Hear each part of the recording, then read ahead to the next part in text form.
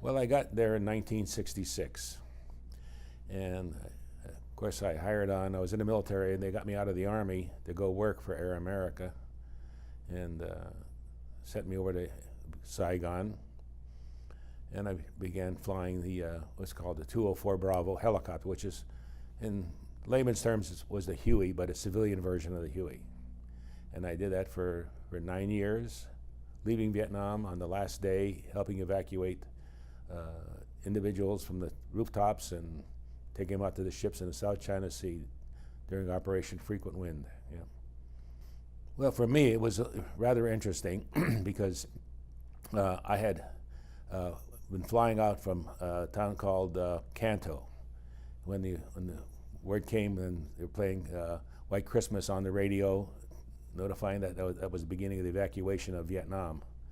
And we started evacuating people from the Canto area, landed out taking people out to the ships, and then I transferred in another helicopter over to the command ship, the Blue Ridge, later in the day. And of course they confiscated everything I had, threw everything I had overboard, right? Because they thought, now I said, you're now done with the war, right? But there was another fellow coming in with a helicopter, and he said he was quitting. He wasn't going to fly anymore. So I decided I'm going back in. And a friend of mine, Dave Kendall, another captain in Air America, he and I hopped in the helicopter, and we started flying the rest of the day, taking people off rooftops, evacuating them, and it was basically a 2-hour turnaround flight. So we couldn't stay too long in Saigon, but our radio was compromised. We were getting calls on the radio saying the VC were going to shoot us down, or NVA were going to shoot us down, and all that, but never happened.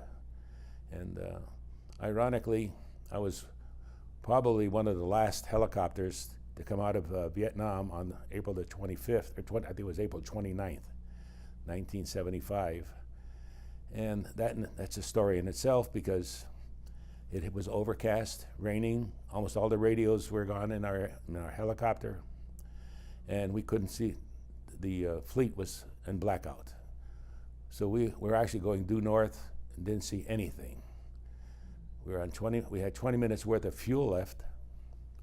Called the USS Midway, which was our recovery ship, and they finally found us on radar, got us turned back into the direction. We actually overflew the whole fleet.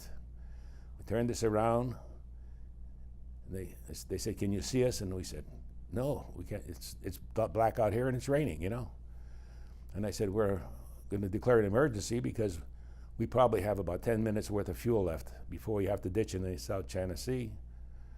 And they lit up the Midway like a Christmas tree. They turned all the lights on, and it was like 4 or 5 miles in front of us. We requested a midships landing and landed on there, and that was basically the last day I worked or flew for Air America.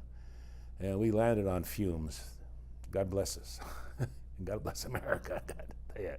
Back in the early 70s, a U.S. Senator from Illinois, Senator Charlie Percy, I don't know if you ever heard of him, he and his wife came over to Saigon. He was on a fact-finding mission. And of course, I was one of the captains to fly him around. And he wanted to go to this village about 60 miles north of Saigon. That village had been burned out by the NVA or VC. I mean, they actually burned it, and the senator wanted to see that. Well, we didn't have any escort ships or anything. We just went up on our own. As we came into near the village, we overflew it, like made a couple passes to see if we were going to draw any ground fire, and we didn't. So we landed nearby. The senator got out with 2 U.S. government employees. They went into the village and disappeared. It wasn't. I was talking to Mrs. Percy and telling her, I said, sometimes this gets interesting here. And that within that moment, a mortar round impacted about 50 yards away from our helicopter. And I looked up and you could see more mortars coming in. Well, the senator wasn't there, so we actually took off and landed at an outpost about 5 minutes away. There was a military operation going on there. They gave us a cover ship to go back to find the senator. We flew back, saw him, he and his entourage running through the village, landed in the middle of the village. They jumped in, We got out of there under heavy ground fire. It had been something, and that made national headlines all around the world at that time. So, and we brought he and his wife back safely back to Saigon. So it was unique at that time, and that story hasn't been told too much. But that was one of the most exciting things that I had to do. Flying up with another captain, his name was Frenchie Smith. That was his name, Frenchie Smith. And we were doing a exfil out of a place called Monksui to pick up the personnel that were wounded and all that, and take them out back to a base. Well, ironically, we had to fly in single ship at a time. After the first ship went in, helicopter went in, made a pickup, then the second ship would go in. I was on the second ship with Frenchie Smith. Well, ironically, the first helicopter pilot said, "Guys, this is a piece of cake." And I hated hearing that term. This is a piece of cake. So Frenchie and I go in, second ship, flying what they call nap of the earth. It means right over the treetops, low level, right? And as we got near the LZ, I started hearing this cracking sound, which is we were being shot at. And we had the instructions are, the fact pilot gave us instructions: if you draw on ground fire, pop smoke. So I did. I threw smoke out the window, and I identified the smoke, which was red at that time. And all of a sudden, we were getting shot more and more. So we made the decision to land, make a pickup if possible, right, and then get out of there real quick. Well, all of a sudden the troops that were there, they all wanted to get out, and they were loaded up. They were trying to rush our helicopter, and the whole hill erupted in fire, in flames, in machine gun fire, rockets, mortars. There was red snow in front of my helicopter, which was tracers. Why they shot in front of the helicopter and didn't shoot at the helicopter, don't ask me. Maybe that's what they were trained to do. And I was so excited, right? Frenchie was on the controls because he was the senior captain. And we had a mic button on the floor. I hit that mic button, and I couldn't even talk. All I did was go, take off backwards, and don't take off forwards, which he did. Of course, we took several hits in the helicopter, but we got out of there and got back, and we were so full of adrenaline that that was more of an exciting moment than the senator, but it was still exciting. And these events happen not on a regular basis, but every once in a while. Every pilot, every crew member, they all have their different stories and different expertises on what they did and all that. But those are the two main items that kind of stay in my memory, plus the evacuation of Saigon. The heroism, the patriotism of the Air America staff and crews, right? They were awesome.